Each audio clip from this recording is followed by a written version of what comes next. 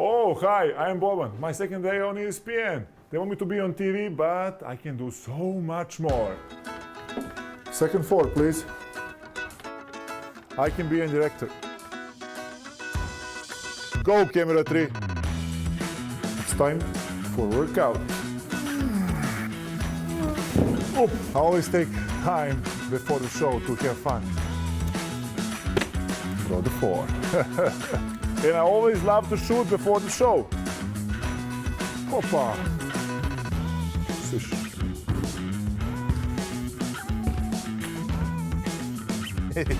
Well, you know that was done in one take, right, Boban? One take. We're so glad that you're back on the show, especially because we're going to start with one of your former teammates, the Lakers at the Suns last night. Luka Doncic made his preseason debut. It's the first time we've seen him play since FIBA Eurobasket here, Perk. Let's pick this one up early in the first. Oh! Luka, that's how he started, right? He had a series of spin moves in the lane here. Come on, Malawach did not ask for this. He did. Look at the footwork. And what was that called right there, Wendy? The slippery eel. Yep, look. Yes, it was. Despite what these highlights say, come on, actually, I feel like we need to say this. He did have a good game. All right, so Luka Doncic, he can't get the free throw here, but don't worry, as it's falling out of bounds, somehow he makes this pass, Wendy? Hey, listen, he's been getting ready. New body, new passes. Nick Smith Jr. hits the three. About a minute later here, Perk, Doncic dribbles it up, and he hits the wing three. Easy work, easy work. Got him leaning, then just pulled up. Look at the Little stop. lean with it, rock with it later in the second. Luka dribbles up, deep step back, all smiles from Luka here. 12 of his 25 points, and this one came from beyond the arc, going 4 of 8 from 3. So the question, Perk, you had going into this one was what? How was DeAndre Ayton going to look? Well, this is him with Doncic here in the first. And I love it. And then take a look at this here. Clearing the lane, rolling to the basket. Here's Ayton on that connection with Luka Doncic. He's different. He's doing it, drawing a foul at the same time and throwing a late lob. And, you know, it's just, I have to be patient and, you know, just really reading his eyes.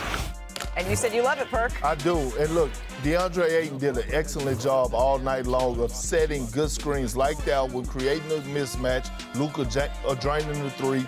He could make a living. And look, another great screen for Austin Reaves right there by DeAndre Ayton. You talk about sacrificing. Austin Reaves get his feet set. Yak him. Reaves finished with 25 in this one. I don't know where to count Yakum among that. Ayton finished with 10 points, 13 rebounds. As for Luka, he didn't miss a beat, right, in his preseason debut. 25 points, efficient night from the floor. The Lakers need that with LeBron out to start the year. Here he was after his debut game. I feel great. I felt great. I was probably better than I expected. You know, those first games are kind of rusty, but I was just very happy to be out there again. We've been having a good preseason. The chemistry is great, and for us to be great, we need to have a great chemistry. I'm real comfortable. You know, I haven't really played with all the guys fully yet, but you know, I love the way it's going. You know, I love the progress, and I just love the commitment everybody's really pulling in from training camp to now. A lot of interesting stuff on the floor and a lot of interesting things said after this game. Malika Andrews here with Brian Windhorst, Kendrick Perkins, and of course, Boban is here with us as well, joining us in our Los Angeles studio.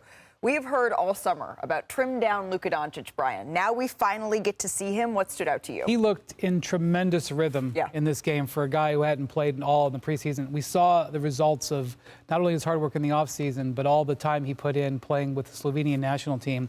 He came in great rhythm. I liked how especially he got to the free throw line.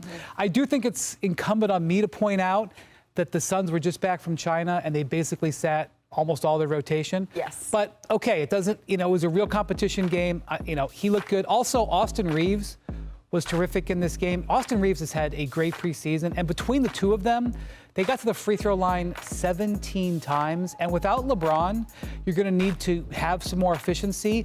And I think with Austin Reaves and Luka's usage going up without LeBron, you're going to see them hunting a lot of free throws. That's one of their specialties. Well, I love it because we got an opportunity to see the miniature three. Luka, Austin Reaves, and DeAndre Ayton. Instead of a big three? Because here's the thing, right? The future, right, is going to be determined on how well those guys have chemistry and how well they could play together. Austin Reaves, in my opinion, outside of DeAndre Ayton and what he brings in the interior, Austin Reaves is going to be that guy to get them over the hump. if you look at Luka and the success he had over the course of his career making deep playoff runs, he's always had that second primary ball handler that could create for himself and the others.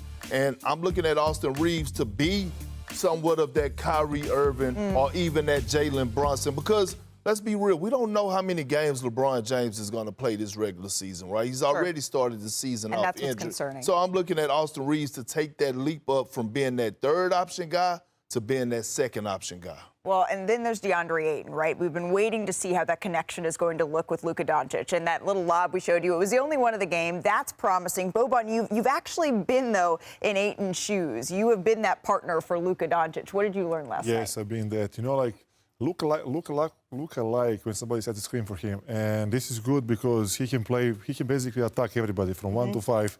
And I know sometimes figure out how playing with him, like I figured out he don't even need the screen.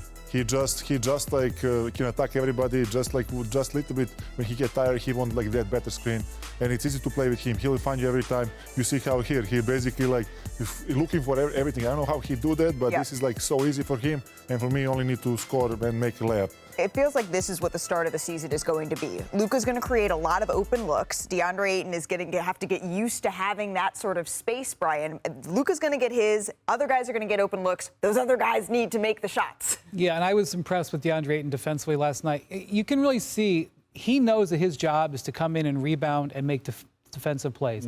He had 13 rebounds in this game. He had, I think, 3 blocks and 2 steals, or 3 steals and 2 blocks, 5 stocks. He is really focused on being a defensive playmaker. I know that we're going to default to paying attention to the offensive end. I think the Lakers are going to score. I think they're going to get enough points. The question for me is, can they defend? That was one of the reasons they went out and got DeAndre Ayton. They needed better interior defense. He's not a great defender in his career, but he can make a difference, and you can see he's trying. Yang Hansen put up 9 points, 6 rebounds, but look at this massive fake. We're going to show it to you right now on Buddy Hield. Boban, does this surprise you? Right here. Here it is. He is good. Like, basically, why he even jump? He cannot reach. He cannot reach. This is the point. But it's good pump fake. It's good move. Like, that's crazy. He's skilled. He's skilled. I know. I watch him a lot. These maybe are some of the rookies that are a little bit more under the radar. Everyone at home is wondering, all right, well, we know there's one more that y'all are at least forgetting there, and that's Cooper Flagg. And Cooper made a solid first impression with his 3 preseason games, shown his full versatility, scoring, rebounding. He's even run point, of course, for Dallas. Coach Jason Kidd has given him no shortage of responsibility. And so far, so good for the 18-year-old. So let's go out to Vegas and welcome in one of our reporters covering tonight's game between the Mavericks and the Lakers, Tim McMahon. Howdy, Tim. I feel like I've been needing to bring a little more verve to my howdy. Cooper Flagg can play multiple positions. We've seen it in the preseason. What have we learned about how the Mavericks are going to use him?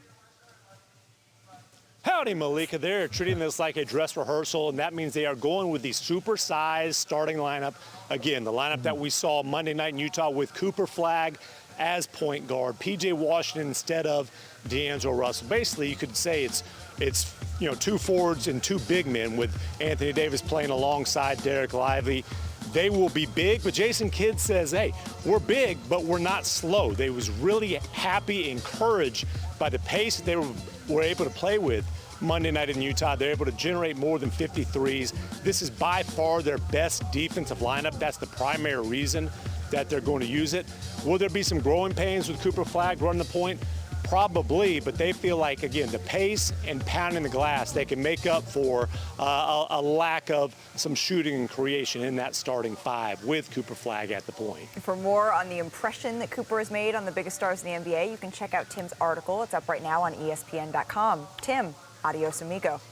This will be the last game for the Mavericks until their regular season tips off against the Spurs on ESPN next week. Perk, I'm going to start with you here. You've been big on Cooper at point guard. What exactly is it that you're most excited to see? Is it the AD Cooper pick and roll? Is it Cooper in transition? Is it Cooper passing? What piece?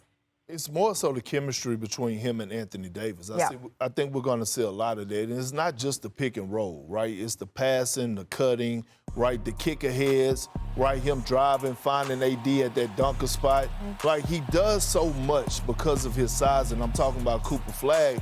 And he has a certain type of contagious energy about him, right? When he's on the floor, that's giving AD seem like a lot of life. Like, AD is playing like a monster right now. So, again, just those two matching being on the same page, the more reps, the more that it's going to come, the quicker it's going to come. I say for AD, I continue because I remember when I played against him, he was like everywhere, not just in offense, he is his defense. One time he make block shot, and you already immediately when you go in the paint, you already think, where is AD? He will block me or not block me? His momentum to make block shots, that's amazing, And I think they will play great defense, not just offense, they will play great defense too, and it's be hard to score over them. Is there any spacing concerns at all, Brian, knowing that they're going with the supersized lineup here? Well, you got Klay Thompson, who's one of the greatest three-point shooters in NBA That you do. You're hoping that he helps with that. The thing about Cooper Flagg that's so impressive to me is what he gets right with the nuance, knowing about angles, knowing about footwork, being able to get defenders off balance, setting guys up, no-look passes.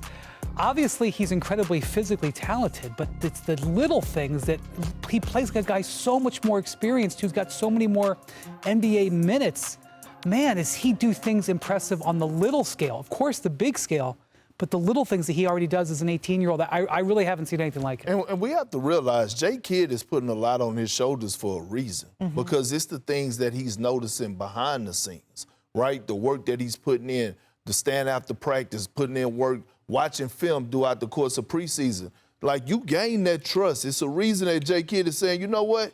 No, we gonna roll with you, young fella, the youngest player in the league. I know you're our #1 draft pick, but I feel like you could get it done at the point. And that's been what Jason Kidd has been saying about Cooper Flagg since they drafted him. The ball, particularly with Kyrie Irving out, is going to be in his hands. As a rookie, the preseason, Boban, you need to use it, but it's unique for Cooper Flagg because there's actually expectations for him in his first season in the NBA. How does he use these last couple of games to manage that? I think he needs to just enjoy, have fun. This is the basketball, ball, make hoop, and continue play basketball, enjoying every night, and enjoy every day, because it's so much fun. Basketball is so much fun, and it's just joy to be there. Basketball is not fun if you're on the contender. It's not fun when you're 18 in Vegas. You know what? Can't do anything in Vegas. It is fun when Boban gets to sit with us on this set, and lucky for us, he'll be back with us tomorrow. Enjoy Cooper Flagg right here on ESPN this evening, and we will see you then.